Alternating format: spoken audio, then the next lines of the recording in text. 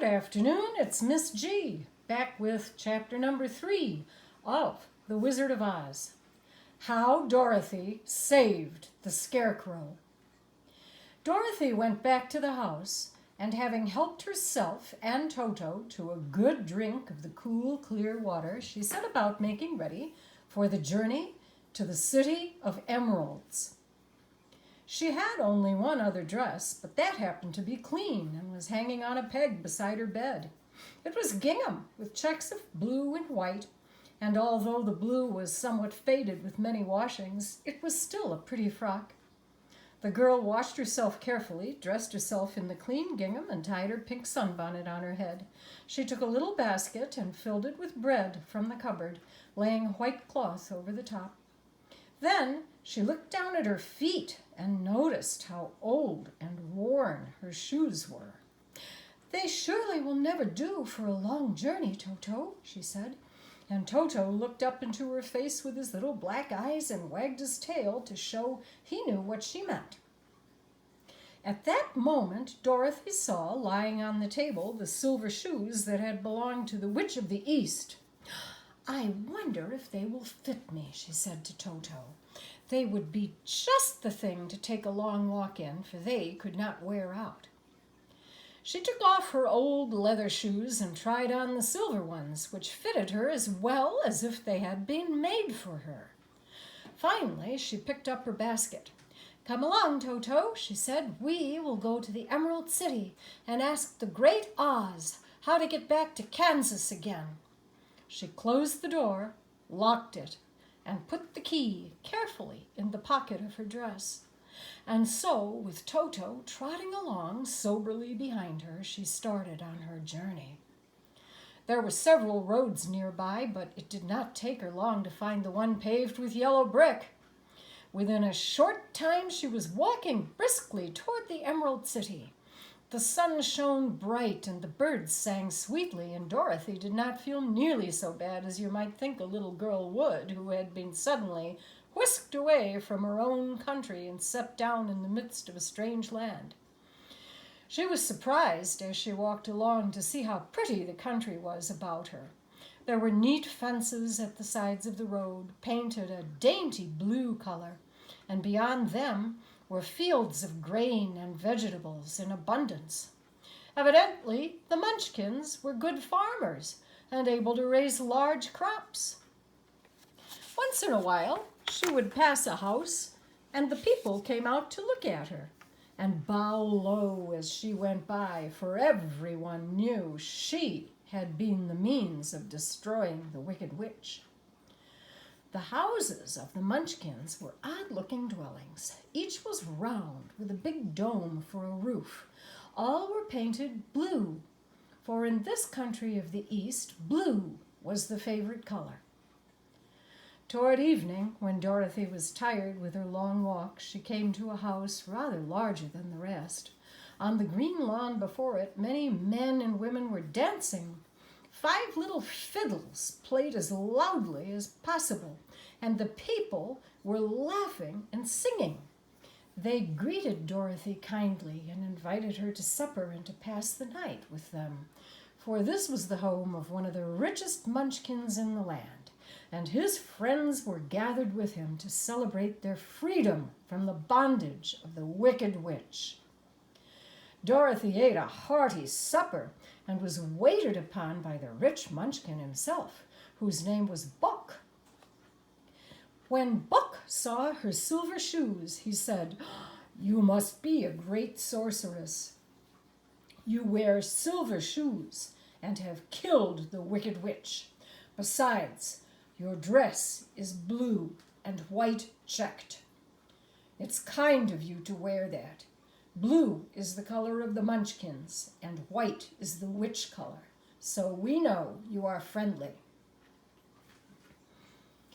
When she tired of watching the dancing, Buck led her into the house, where he gave her a room with a pretty bed in it.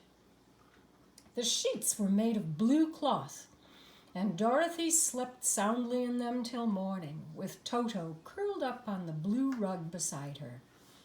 Toto was a fine curiosity to all the people, for they had never seen a dog before.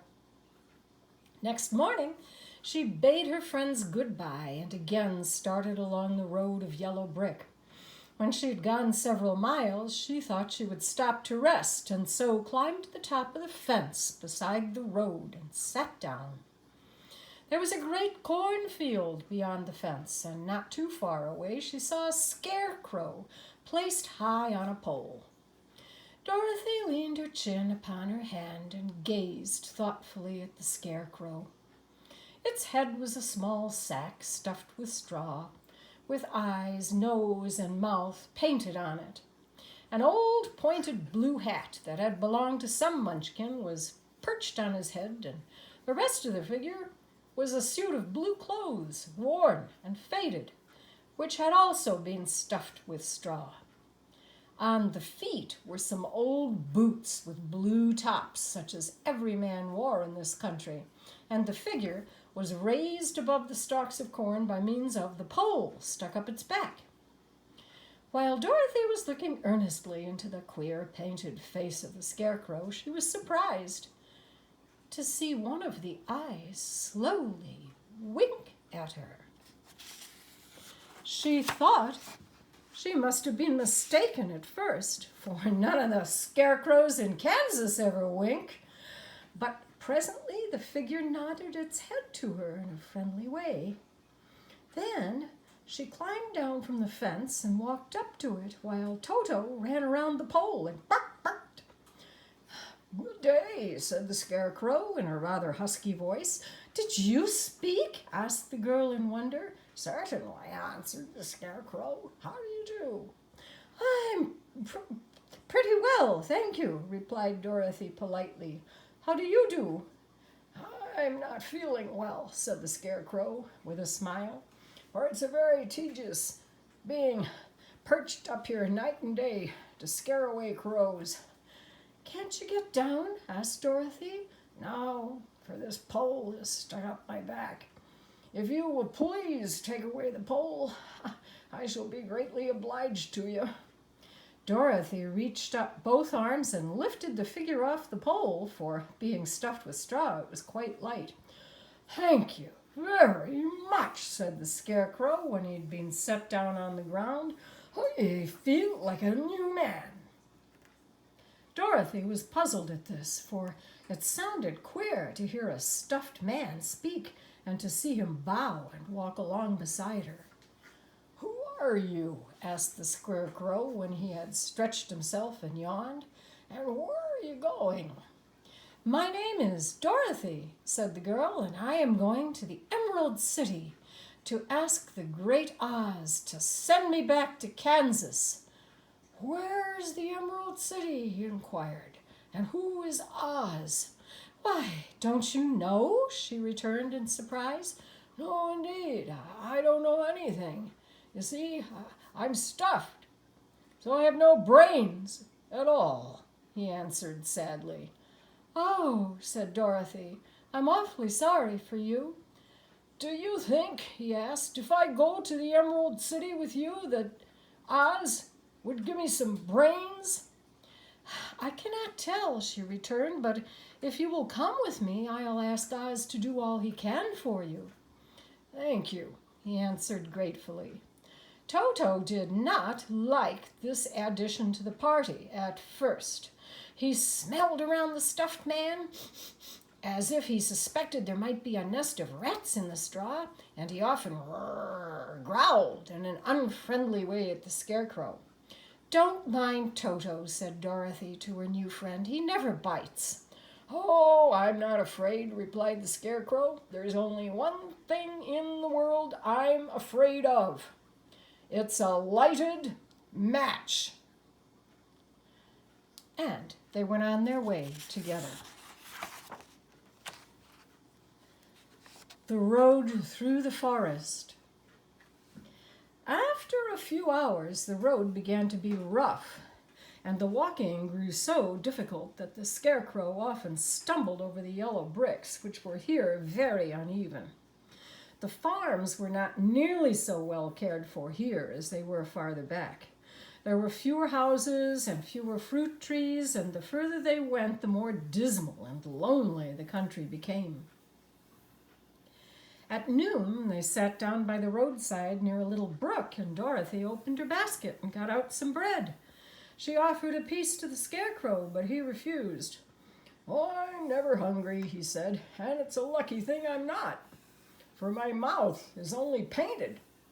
If I should cut a hole in it so I could eat, the straw I'm stuffed with would come out, and that would spoil the shape of my head." Dorothy saw at once that this was true, so she only nodded and went on eating her bread. "Won't you tell me a story while we are resting?" asked she. The Scarecrow looked at her reproachfully and answered in a hesitating voice, "My life has been so short that I really know nothing whatever. I was only made the day before yesterday. What happened in the world before that time is all unknown to me. Luckily, when the farmer made my head, one of the first things he did was to paint my ears so that I heard what was going on. There was another munchkin with him, and the first thing I heard was the farmer saying, 'How do you like those ears?' 'They aren't straight,' answered the other. 'Never mind,' said the farmer, 'they're ears, just the same,' which was true enough. 'Now I'll make the eyes,' said the farmer. So he painted my right eye, and as soon as it was finished, I found myself looking at him and everything around me with a great deal of curiosity, for this was my first glimpse of the world." "Ah, that's a rather pretty eye," remarked the munchkin, who was watching the farmer. "Blue paint's just the color for eyes." "I think I'll make the other a little bigger," said the farmer, taking some more blue paint on his brush.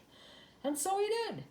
And when the second eye was done, I could see much better than before.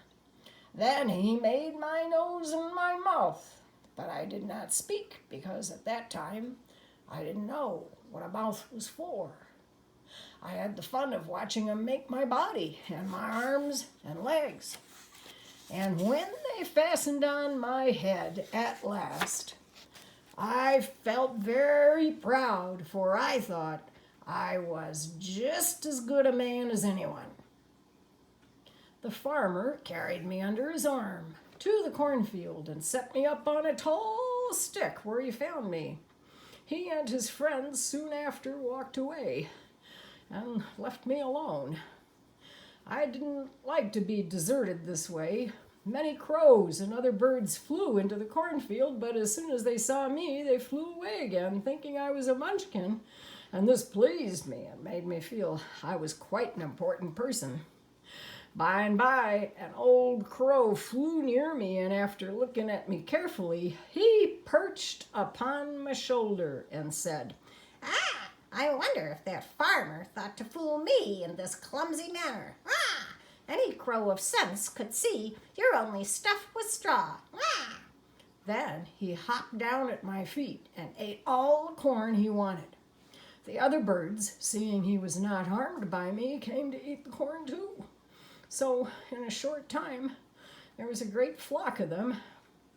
I felt sad at this, for it showed I was not such a good scarecrow after all.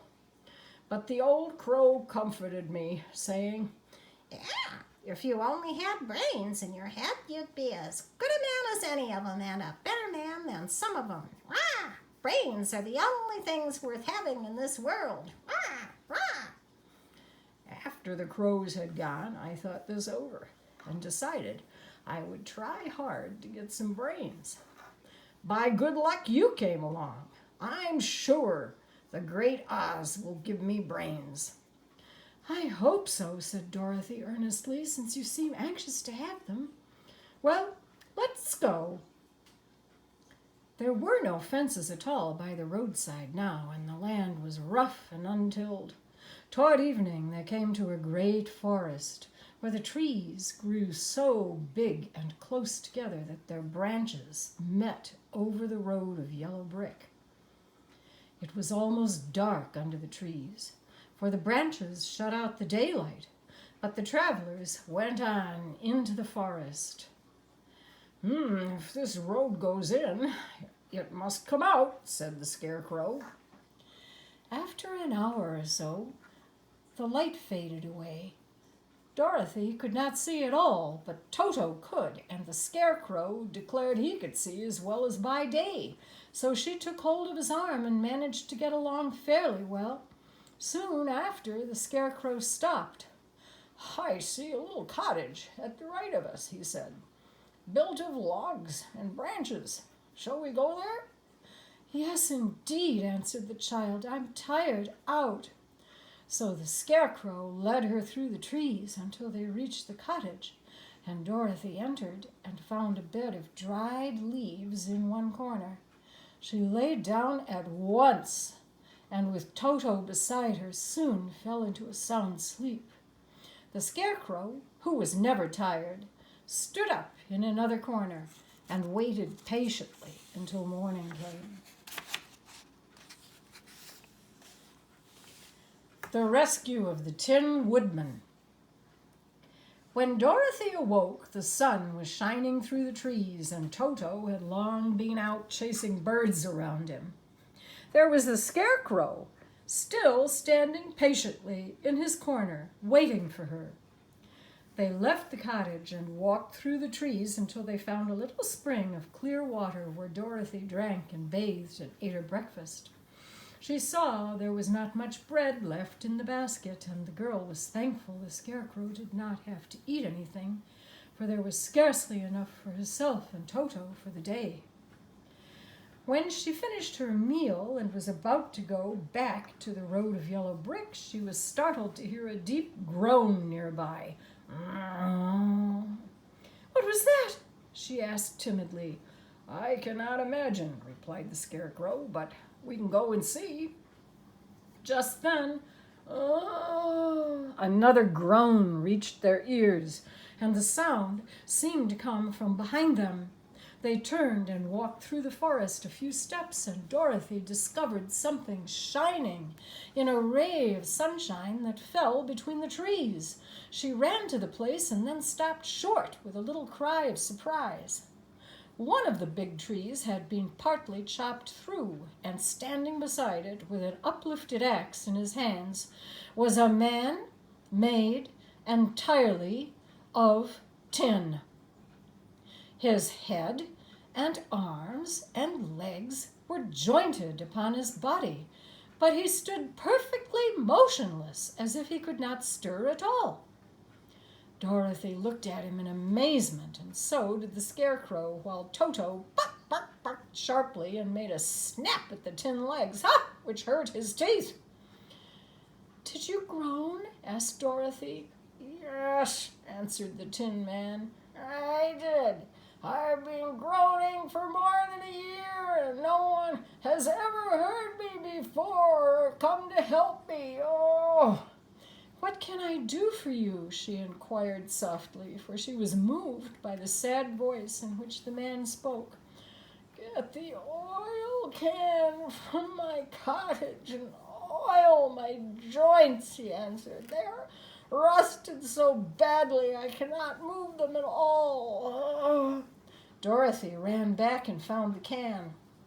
"Oil my neck first," said the Tin Woodman, so she oiled it, and as it was quite badly rusted, the Scarecrow took hold of the tin head and moved it gently from side to side until it worked freely. "Now oil the joints in my arms," he said, and Dorothy oiled them, and the Scarecrow bent them carefully until they were quite free from rust and as good as new. The Tin Woodman gave a sigh of satisfaction and lowered his axe, which he leaned against the tree. "That is a great comfort," he said. "I have been holding that axe in the air ever since I rusted, and I'm glad to be able to put it down at last. Now, if you will oil the joints in my legs, I shall be all right once more." So they oiled his legs until he could move them freely, and he thanked them again and again for his release, for he seemed a very polite creature and very grateful. "I might have stood there always if you had not come along," he said. "So you have certainly saved my life. How did you happen to be here?" "We are on our way to the Emerald City to see the great Oz," she answered, "and we stopped at your cottage to pass the night." "Why do you wish to see Oz?" he asked. "I want him to send me back to Kansas, and the Scarecrow wants him to put a few brains in his head," she replied. The Tin Woodman appeared to think deeply for a moment. Then he said, "Do you suppose Oz could give me a heart?" "Why, I expect so," Dorothy answered. "It would be as easy to give the Scarecrow brains."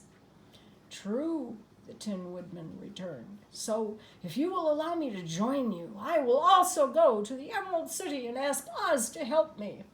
"Come along," said both of them heartily. So the Tin Woodman shouldered his axe, and they all passed through the forest until they came to the road that was paved with yellow brick. The Tin Woodman had asked Dorothy to put the oil can in her basket in case of rain.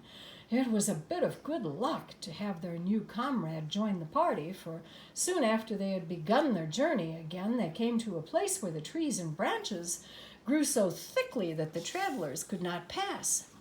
But the Tin Woodman set to work with his axe and chopped so well that soon he cleared a passage for the entire company. Dorothy was thinking so earnestly as they walked along that she did not notice when the Scarecrow stumbled into a hole and rolled over to the side of the road. Indeed, he was obliged to call to her to help him up again. "Oh, why didn't you walk around the hole?" asked the Tin Woodman.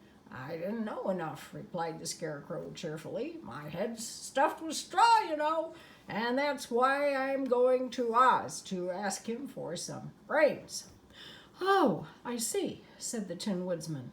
"But after all, brains are not the best things in the world. Once I had brains and a heart also. So having tried them both, I should much rather have a heart." "And why is that?" asked the Scarecrow, looking at him with surprise. "I will tell you my story, and then you will know." So, while they were walking through the forest, the Tin Woodman told the following story. "I was born the son of a woodman, and when I grew up, I too became a woodcutter. There was one of the Munchkin girls who was so beautiful that I soon grew to love her with all my heart. She, on her part, promised to marry me as soon as I could earn enough money to build a better house for her. So I set to work harder than ever. But the girl lived with an old woman who did not want her to marry anyone. So the old woman went to the Wicked Witch of the East and promised her 2 sheep and a cow if she would prevent the marriage. Thereupon, the Wicked Witch enchanted my axe. And when I was chopping away at my best one day, for I was anxious to get the new house and my wife as soon as possible, the axe slipped all at once and cut off my left leg. This at first seemed a great misfortune, but I went to a tinsmith and had him make me a new leg of tin. The leg worked very well once I was used to it. But my action angered the Wicked Witch. When I began chopping again, my axe slipped and cut off my right leg. Again I went to the tinner, and he made a leg out of tin. After this, the enchanted axe cut off my arms, one after the other, but nothing daunted, I had them replaced with tin ones. The Wicked Witch then made the axe slip and cut off my head, and at first I thought that was the end of me. But the tinner happened to come along, and he made me a new head of tin. I thought I had beaten the Wicked Witch then, and I worked harder than ever. But I little knew how cruel my enemy could be. She thought of a new way to kill my love for the beautiful Munchkin maiden, and made my axe slip again, so that it cut right through my body, splitting me into two halves. Once more the tinner came to my help and made me a body of tin. But alas, I had now no heart, so that I lost all my love for the Munchkin girl and did not care whether I married her or not. I suppose she's still living with the old woman, waiting for me to come after her. My body shone so brightly in the sun that I felt very proud of it, and it didn't matter now if my axe slipped, for it could not cut me. There was only one danger, that my joints would rust, but I kept an oil can in my cottage and took care to oil myself whenever I needed it. However, there came a day when I forgot to do this, and being caught in a rainstorm before I thought of the danger, my joints had rusted, and I was left to stand in that woods until you came to help me. It was a terrible thing to undergo, but during the year I stood there, I had time to think that the greatest loss I had known was the loss of my heart. While I was in love, I was the happiest man on earth, but no one can love who has not a heart, and so I'm resolved to ask Oz to give me one. If he does, I will go back to the Munchkin maiden and marry her. Both Dorothy and the Scarecrow had been greatly interested in the story of the Tin Woodman, and now they knew why he was so anxious to get a new heart. "All the same," said the Scarecrow, "I shall ask for brains instead of a heart, for a fool would not know what to do with a heart if he had one." "I shall take the heart," returned the Tin Woodsman, "for brains do not make one happy. Happiness is the best thing in the world." Dorothy did not say anything, for she was puzzled to know which of her two friends was right, and she herself only wanted to get back to Kansas and Auntie Em. So that's our story for today. Thank you. I hope you have a very nice evening. Bye.